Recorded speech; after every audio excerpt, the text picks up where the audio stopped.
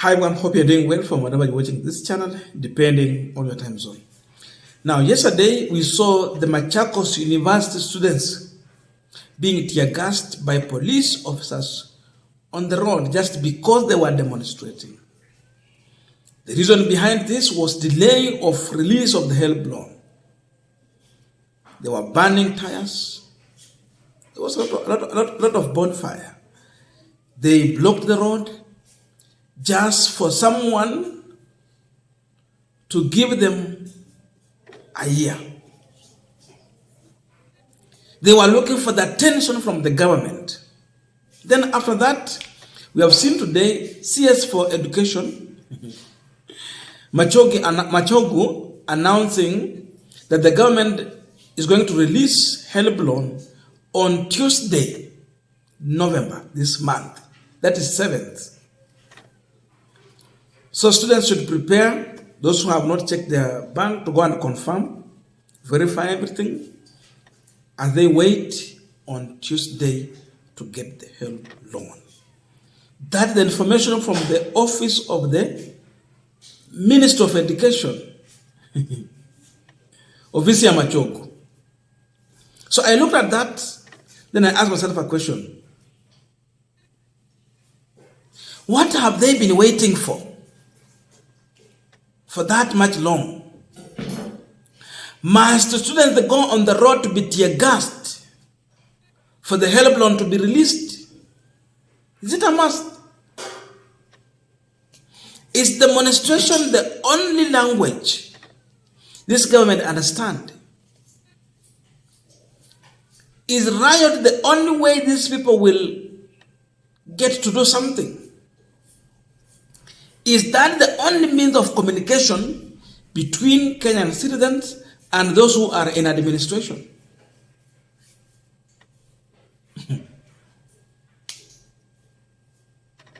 Then again, I look at it and I ask myself, because it's not only Machakos University where we had demonstration. Before, we had another one, and earlier there was also another demonstration. So it's all over. Even those who are in Tibet, they are yet to get help. So those who are in the university and the Tibet, you wait. So again, I ask myself, are they sincere on what they're saying? Or is it just to calm down the storm and buy the patience of these students? Those are the questions. Sababu saa zingine hao watu kuamini pia inakuanga ni shida kubwa. Are they just buying their patience by coming out to give promise? Because now the demonstrations are getting intense. Or is it because the king was still here and they don't want such kind of demonstration and disruption? You can trust them, they're going to release, but they just wanted to buy patience until the king fly back to England. Then the normalcy will be there. Yes, they have announced, but again, in other hand, can we trust them? And the big question, should our brothers and sisters and children go to the road to be tear-gassed for HELB loan to be released?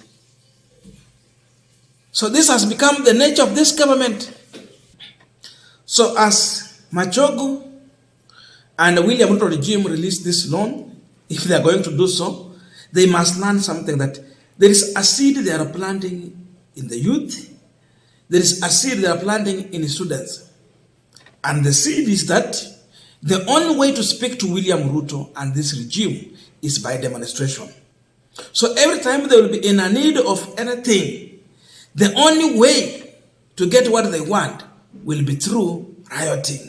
You demonstrate, you close the road, you riot, you protest for you to get what you want. That is a seed they are planting among the students in university and in those colleges. They have to know that. Then you wonder, why would I'm yet to get this right. Why would you hold that the money, there is money, umeshikilia pesa, then you wait for learners to protest. Then because of that protest, you react by now releasing the money. In fact, promising to release because they have not yet released. Wamesema mpaka Tuesday, That's when they will release the money. Why would you wait for all this? They have a very bad plan with our learners. This government is looking into a situation whereby they are going to shut down the issue of HELB. The same way they are tampering with the high school education, they want to tamper with HELB. And this is just a way they are using to test the water. How deep is the water? And when can we stop this HELB? Because at one point, Machogu said that they are going to focus on the needy students who will only have a privilege to get help. But when they touch on that, the opposite normally happens. If it is across the board, that is good, because those who qualify, let them get. But ukianza kusema kwamba we are going to target jamii maskini hata waipata hii help. Na kama watapata, it will be 30%. 70% will not be the poor. It will be only people who have connections. People of deals. Those who can manage to bribe. Ndio watapata. Lakini mtoto ya maskini hatapata. Yule mtoto wa mama mboga na bodaboda. Yule mtoto wa yani tunaita orphans. Mtoto ya widow, mjane, mwenye hana pesa, maskini ya mwisho, they will never see it. Itabaki tu ni connection ya matajiri. We have been seeing this one happening in high school. 30% wanapatanga zile pesa. Hawa watu wengine hata ni watu wenye wako na uwezo. They go for it. Then it's when you have connections. Are you aligned to this government? Are you aligned to so and so?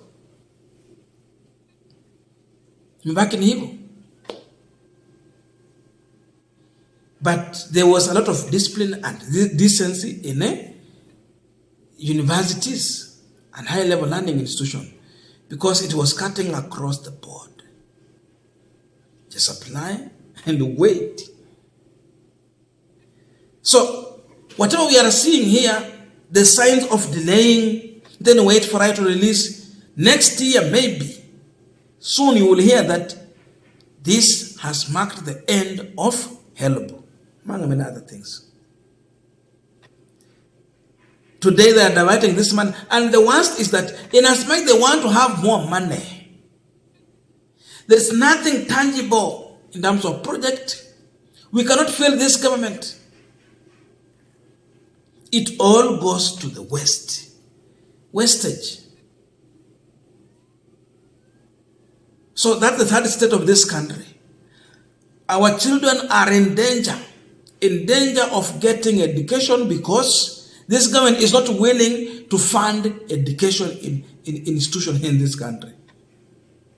They put everything into a limbo. We can never blame someone like Kenyatta, one who started, then Moi came in. Kenya was still just young and trying to be independent in its way, in many ways. Kibaki came in. So we had a more educated president. Mambo ya Kenyatta tunaweza elewa, walikuwa tu waanzilishi kule. Their level of education and thinking, it was different. So Kibaki came in and he did marvelous. From there, we were supposed to develop going upwards. Alikuja kaleta subsidized education. At first, sema free because there are things you have to cater for as a parent. Then after Kibaki, Uhuru came in. There was a continuation of what Kibaki had left. It was sustained. Now Ruto is in. And as he take over power, what happened? Number one, high school education is being tampered with. Now you have to part away with some good money in terms of uanza kulipia school fees. Tumerudi kule Kibaki alikuwa ametutoa.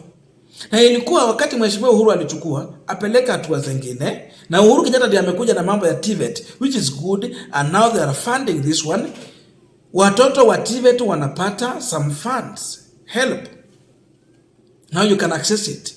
Sasa wakati mheshimiwa Ruto amekuja sasa baada ya Uhuru Kenyatta, people anticipated that now it is going to be marvelous. But now the opposite is totally happening. We are taking a U-turn in our education. Instead of progressing, it is retrogressive. Tell me, is the Kenyan society safe? Is our society safe?